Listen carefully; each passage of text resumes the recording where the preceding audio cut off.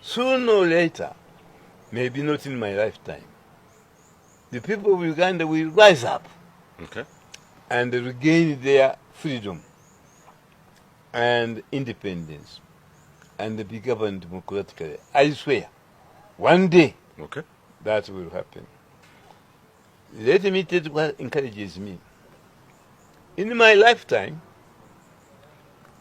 I never knew in my lifetime South Africa would be free. Kitalo nnyo era kitalo ddala oyo gwolaba oyo ye mukulu Chief Justice George Kanyehamba eyawummula era ng'olunaku olwaleero bannayuganda bazikunkidde mu kiyongobero eky'okubanga omukulu oyo yavudde mu bulamu bw'ensi eno bw'afiiridde nga enjiri gy'abuulira abuulira ya kyenji era bw'olaba mu katambi ako nkuteereddekaawo yali agamba nti luliba olunaku lumu bannayuganda balifuna eddembe lyabwe ery'obwebange era balyenunula era akikkaatiriza nti luliba olunaku lumu naye nga essaawa ekakati wetugerera bambi mugenzi. George Kanyehamba yaliko kansoke ntandikeko n'obutonotono bwemmanyiko. Yali muwandiisi w'obutabo, abadde muwandiisi w'obutabo omuyite author. Yaliko Supreme Court Judge waneno mu ggwanga Uganda era nga y'omu yali chairperson w'akakiiko aka Constituency Assembly akaatuula ne kakola ssemateeka ogiyite Constitution eya 1995 as amended. Madde abantu batera nnyo gikozesa eyo mbu according to Ugandan Constitution 1995 as amended. Yakirimu yali oyo omukulu Chief Justice Kanyehamba. Yaweerezaako nga memba wa Parliament era yaliko Minister mu gavumenti eno ya NRM.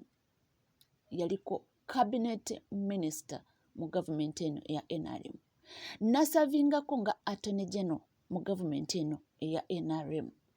Bingi nnyo njogere ki ndege ki naye yaritayalinga mu mwaka gwa 2029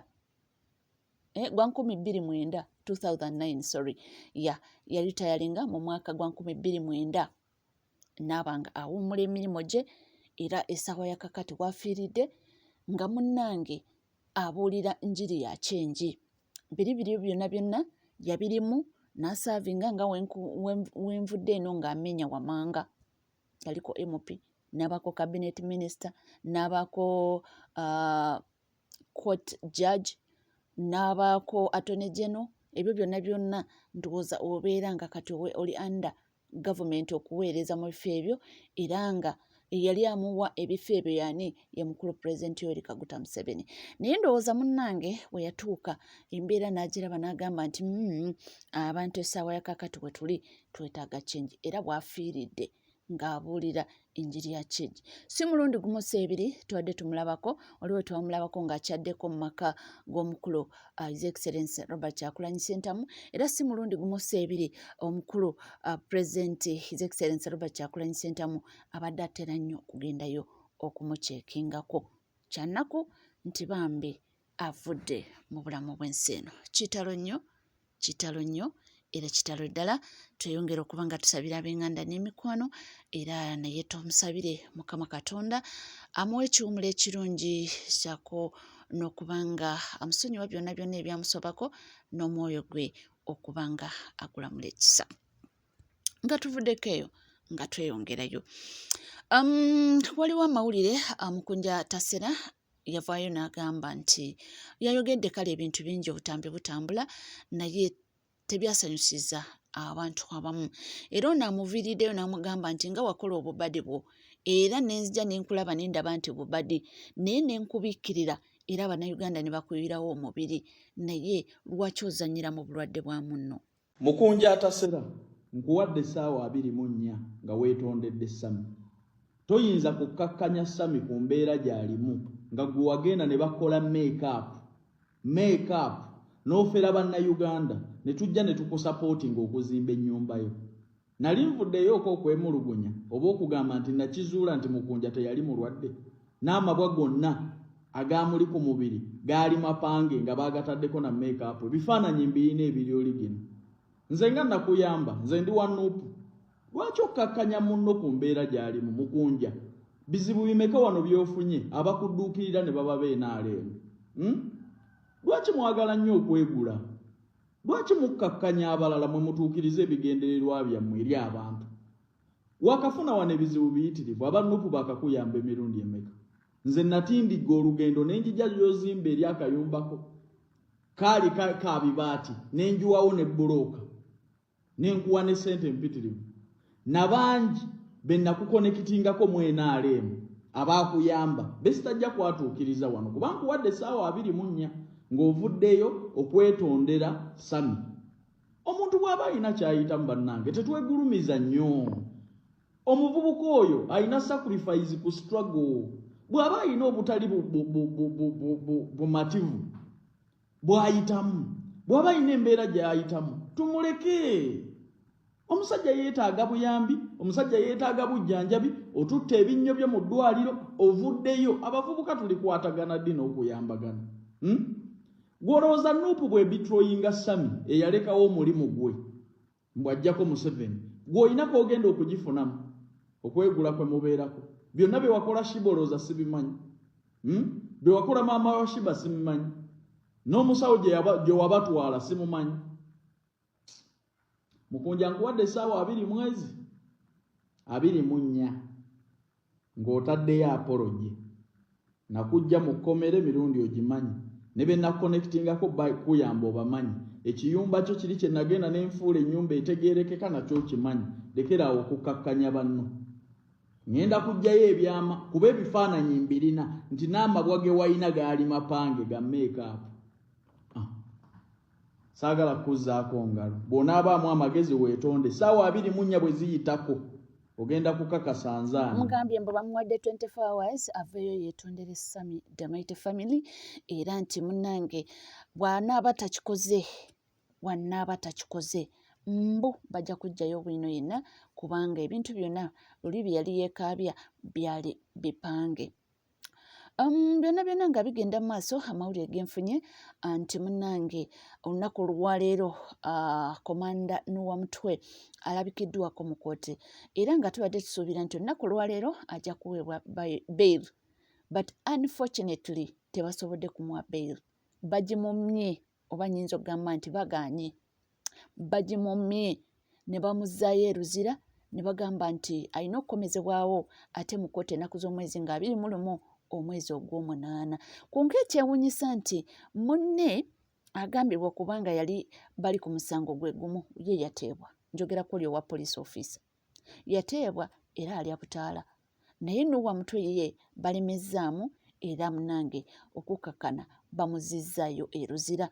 Mbu mpaka ennaku z'omwezi ezo ze boogedde nga 21 omwezi ogw'omunaana ate wagenda okudda we bagenda okuba nga bamuzza mu kkooti. Bano babala kaki? Oyinza okwebuuza nti abasajja bano babala ki? Babala nti abaana bano bonna basooke babeere mu makomera paka nga tumaze akalulu.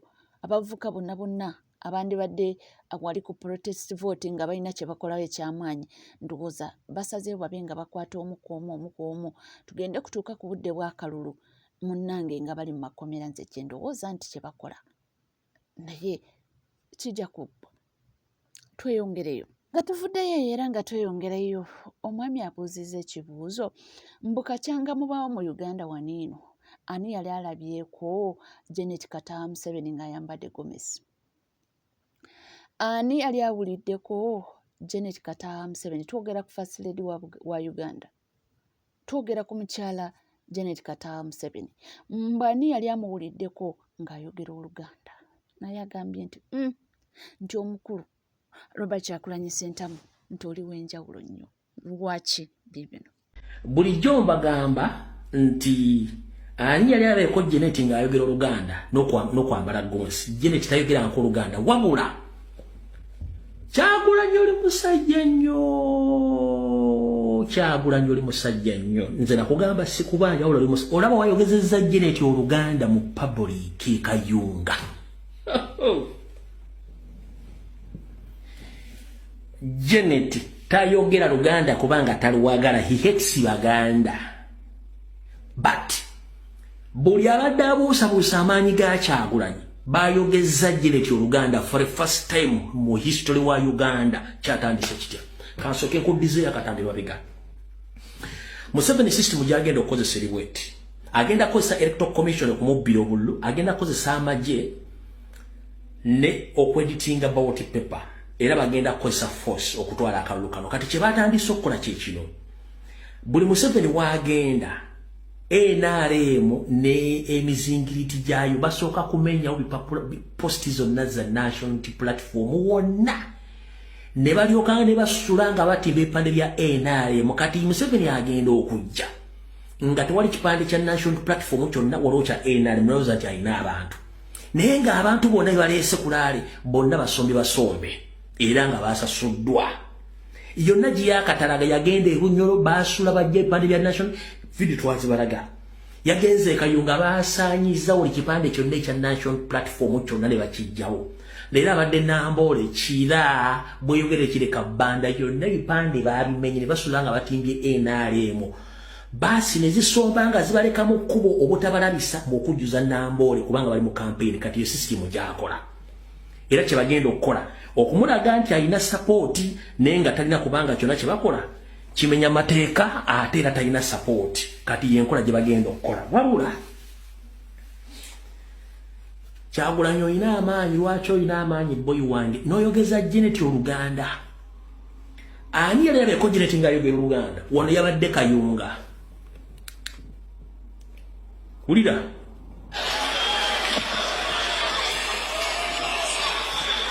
Kayunga banange nsanyuse nnyo okubalaba. Ate njagala kubeebaza mwebale nnyo okuwagira NRM. Nesoko tunemuzeyizedde ensanga bisibwati. Kubanga NRM ekoze omulimu ate eyagala kulaba nti buli muntu yenna mu ggwanga lino abeera bulungi n'abaana be ne family ye. Ekyo nze kyensabira buli lunaku. Abo bakulaze omukyala Janet Kataha Museveni ng'ali mu kuvonvooza Oluganda ne bagamba mbuguno gwe mulundi ogusookedde ddala simanyi nnyo naye bw'agambye nti mu butuufu ebbanga eryo lyonna kampeni we zibaddeewo badde tebawulirangako omukyala oyo ng'ayogera Oluganda. Lekeera nga tweyongerayo munnange ebya Uganda oseka okaaba. Nga lwaki Don Chris taviirayo abapoliisi? Nga lwaki taviirayo abantu? Mbu obubbi obubali, mbu waliwo abasinga obubbi. Manya ngambye bino. Mwe nyini abali mu gavumenti nga mubbye ssente. Luguudo ki mu Kampala olu mwakakola? Ng'ate ssente ziyita ziva mu state house ne zijja gye muli. Ne muli. Muli ku express we muddaabiriza buli kiseera. Babagambyeko ne express etaaga obuyambi. Ani yali abagambyeko nga mubba ssente zammwe? Mu kibuga mulimu ebinnya ebyetaaga n'okusimbamu ebitooke. Ssente bwe zivaayo mu state house ne zibaweebwa ne mulya. Ani yali abagambyeko? Mulyoke mudde ku nze mwagala okumpitiramu ekkoona. Temugenda kumpitira mu kkoona boy. Tufiira ku musalaba bwe tuti.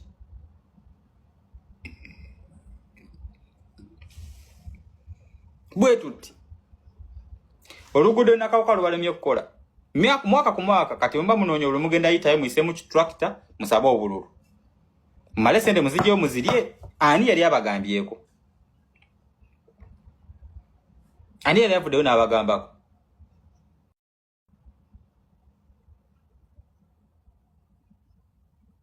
Kale tukitwale nti nno Skype ziyabbi.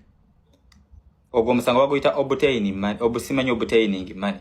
Bwe gubeera obtaining money, mwene musibaonika crime scene, akalaga nti omusango munene nnyo era muguliko nnyo, simagumi gulimu omunene gundi, simagulimu jjeno gundi, jjeno nnyoka amazi. Tumba waavu, mugulimu jjeno gundi, simagulimu omunene gundi, banene baawo.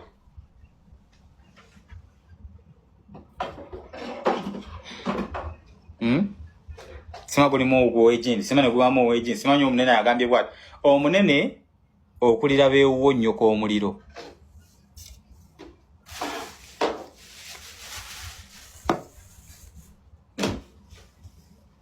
Mwana temutusimikirangako manyaako mubeere kuwali abatembeeta. Nze nabagambirawo siri NRM siri munabyabufuzi ndi neutral. Nze gola munvumaganyizza. Nze abaana be South Africa bambuulira amazima nga bakimanyi nkolera mmwe nze sibakule swana bakolera mwe muli badongo. Siswana bakolera n'omulundi n'ogwo. Kubanga abavubuka bangi omukwesiza ensobi nga ndaba n'amaaso gangaaga 2. Era ssente yange amazima tebaddeemu mmwe. Kyovula bakibaluma nze mwakansindikira abantu ku ofisi yange abe NRM simanyi nkole ebikisimanyi bangi. Nyobulamu bwange mbwagala kuba manje kiggwera. Ekisooka omuvubuka alina bw'ayingira mumusooke mwebuuze bonna basocialite bwe tebasobola fuluma ggwanga ne bagendako wala. Ekisooka bakuggyako passport ne bakuggyako ebinkumu bw'oba onoobakolera ne bakugaadinga nga tosobola kufuluma oba tosobola kati buli lwolowooza okufuluma olina kubavunnamira. Byebyo munnange omusajja awanda muliro oyinza okwebuuza akolerani yamanyi naye nga tuvuddeko eyo omwami avuddeyo ku explaininga lwaki some section of people baba passports. Katuwulize bulungi. Tali muna Uganda tetusobola kukuwa passport kyovola abatuna okubuuzaamu obubuuzo obwo kamu bubiri. Kakati ne kijja kituleetera eggwanga lyaffe waliwo abantu b'eggwanga limu babadde beemulugunya. Abantu bano Banyarwanda. Tribe mu constitution bagiyita Banyarwanda. Ate confusion nebeerayo ate netubeerayo n'eggwanga lye bayita Rwanda. Olaba confusion weeri wano mu Uganda tulinamu Abanyarwanda ab'e Uganda. Ate netubeerawo n'eggwanga lye bayita Rwanda. Kakati omuntu najja ku desk yo n'omubuuza nti gwoli wa ggwanga ki n'akugamba ndi Munyarwanda. Kakati office ono ali kukola interview tagenda kukubira mu ngalo agamba okay oli Munyarwanda waawa oweeri oba oweeno olina okwenyonyolako. Kakati abasinga obungi bambi bajja oba biki ebibalinye ku mitwe ne batandika okukaaba abamu ne batuvuma tebagala kwenyonyolako. Nosaasira officers baffe abatuula wali ababuuza ebibuuzo. Officers n'omugamba nze ndi Munyarwanda. Kakati alina okubuuzako obubuuzo bulala afinding out oli Munyarwanda wa weeno oba weeri kubanga tulina Abanyarwanda mu constitution ab'e Uganda ne tubeerawo ab'e Rwanda abaveeri. Kakati n'osoberwa mu kifo ky'okumunnyonnyola akaabawo. Exactly onyonyola. In fact abantu bangi nnyo banyonyodde gye baviira bajja ddi muno ne tubawo obutabu bwabwe. Naye kati bano abatuvuma ne bavuma officers bano bambi officers bano tebalina buzibu baba bagoberera gyase etteeka eriri mu constitution nti Abanyarwanda bano be boogerako mu constitution beebo abasibuka eri bwe basangibwa bono nga 1st February 1926 beebo. Naye kakati omuntu ali eyo bwera alowooza nti kasoyogera nti ndi Munyarwanda kasa kiri mu constitution. Ate kati ne wabaawo obuzibu kati ennaku zino president ke yafulumya ekiwandiiko kino kye tuyita executive order buli omu yakikuba mu kopi ne bakuba kopi ne batambula nakyo aje buzi ng'azimba bwati naye akusanga ne kugeeta ayinza n'okukubisa mu gaali oli Munyarwanda n'ajja n'akikuba wali. President yatugamba mutwe passport naye tekigenda kukola bwe kityo naye president naye akimanyi. In fact leero wenjogerera tugenda kulaba president leero luno ku kintu ekyo kubanga twakizuula nti okusookera ddala waliwo abantu be twazuula ajja ewaffe ayagala kufuna akatabo kano naye ng'alina akatabo keeri. Bambi Katonda wabakuvuddemu abangi nnyo bwavuddemu awo ku office omukyala yajja atukabirira nze ndi Munyarwanda wa wano simanyi bikwatagana n'eri abajjayo ebintu byemu akigiyita n'okugyayo ebintu mu baaga akerindako nekakwa wansi walaba Katonda abaga muvuddemu okulaba n'atandika kwegamba ebyo byonna bye twagala sinti ffe tuli bantu babi twagala kubonyaabonya abantu nedda passport zino z'abantu ate okusookera ddala osasulira passport yo emitwalo 3 gyebase wano gya passport abantu basaba passport ne basasula kyokka tebafaayo zino zonna ziri muno zino zonna passport zino boxes zonna kati tetulina na space otutereka passport aki temutujjaako passport zammwe nolaba omuntu ya processing passport 2018 December twatandika December 8 2018 kakati wakayita emyaka 7 takimanga lwaki tetukyokya really unotunenya nti twokyeza passport so kakati katuzisanyeewo tufune space buli lunaku tukola passport 2,000 n'okusoba tuli ku NCK TV teweerabira kubanga subscribinga ringinga that notification bell sharinga likinga ebisigadde butereva mawulire nja kubanga nga kuwa era nja kubanga nga kutuusaako wona woli wona wosinzidde sigala naffe tovaawo